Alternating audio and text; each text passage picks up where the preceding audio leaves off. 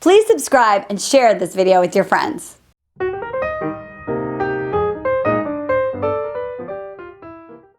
Hey everyone, you've found the Dating Den. My name is Christian Anderson.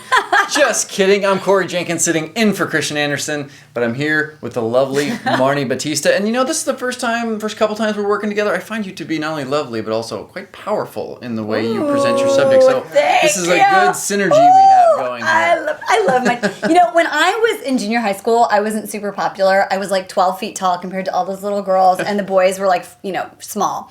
And I thought one day, I want to be surrounded by really smart, good-looking men.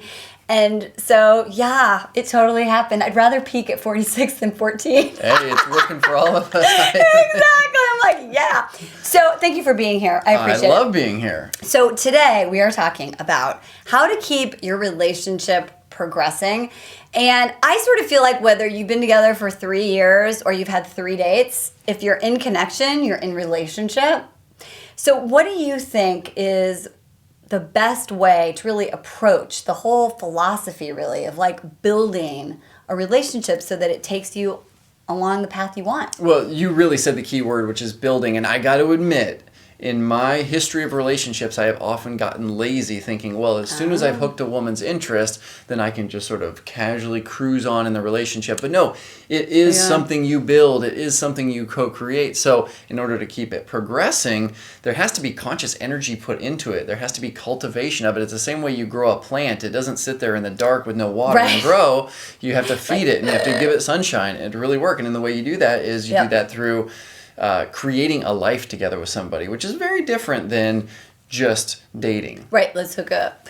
One of the things, people ask me, you know, how would you define a healthy relationship? And I like to say that both parties are committed to their individual growth and the mutual growth of the relationship.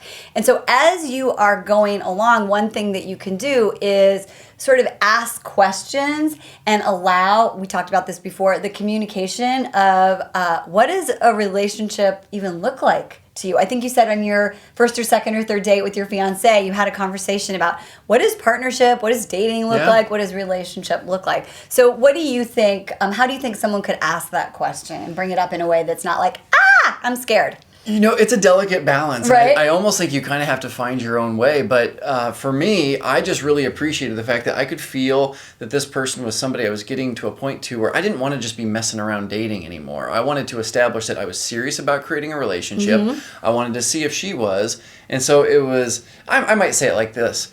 Hey, I want to share with you what I'm experiencing, and I don't want to push you too fast, I don't want to scare you away, but I am starting to think about us in a real relationship. Here's how I would like to move forward. And then that person can respond however they're going to respond, and if they do get a little scared away, they just aren't ready for you. So do you think a girl should have that conversation? Can you think the woman can initiate like that? I think she can. I can understand the hesitation, especially because women have basically been programmed not to ask those kind of questions. But if you're a woman and you're ready for that, and you're a few dates in, you've gotten to know each other, I think it's perfectly appropriate for you to share what you're authentically experiencing and just ask for his input on those subjects. Right. Is he in the same place even in his life? Yeah. So the other thing we talked about is, so how can you as the woman be powerful? Like you said, I was powerful, but also be in your feminine. Which is a compliment. Definitely. Yes, I love powerful and feminine. So we were talking about this, the whole role, you know, my role is the woman and his role is the man. And so I always tell people, you know, you want to meet his energy. So if he's like taking you out and he's planning these great dates and he's obviously into you, one way that you can sort of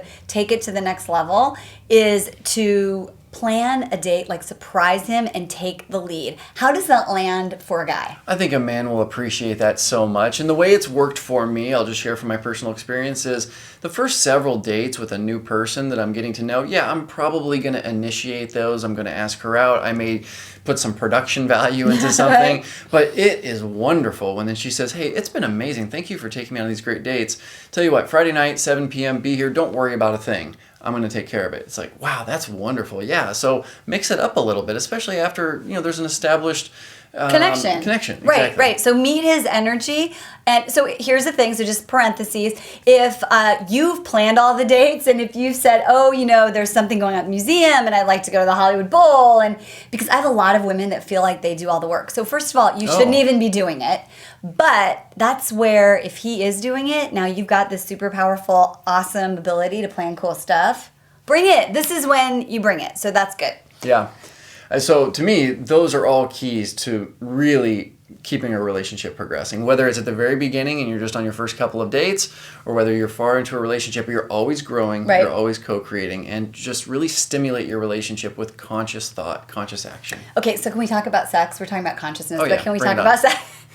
So, one of the things that you mentioned that I want to share on behalf of my ladyhood, is that you were saying that there is this appreciation of having some creativity and openness around the sex situation. So, how does that help a relationship progress? You know what, you've heard this before, so this is not original material, but I am telling you that mixing up sex a little bit, I'm not talking about having to get crazy. We're not doing like 50 Shades of Grey. No, I'm talking about just finding a different room in the house, finding a different position, finding a different wardrobe to start out with. Maybe you do something that's kind of fun and quirky where it's like, hey, for 5 minutes I'm just going to pleasure you, and then for 5 minutes you're going to pleasure me, and then you let it sort of organically go from there. But just something to break the monotony. Go get one of those tantra chair things. My God, have you seen this video? I have heard that. Get one is of those. That gives you like 50 new ways to do it. But just mix it Woo! up. I gotta get that book. Yeah, .com. just mix it up is what I'm saying.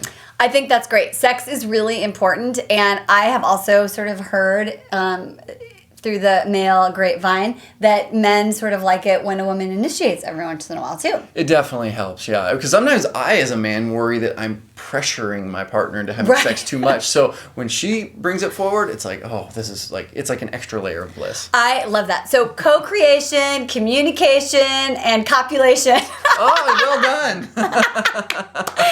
All right, you guys, keep those relationships sexy. We'll talk to you soon. Thanks for being here, Corey. You're welcome, Marni. Bye.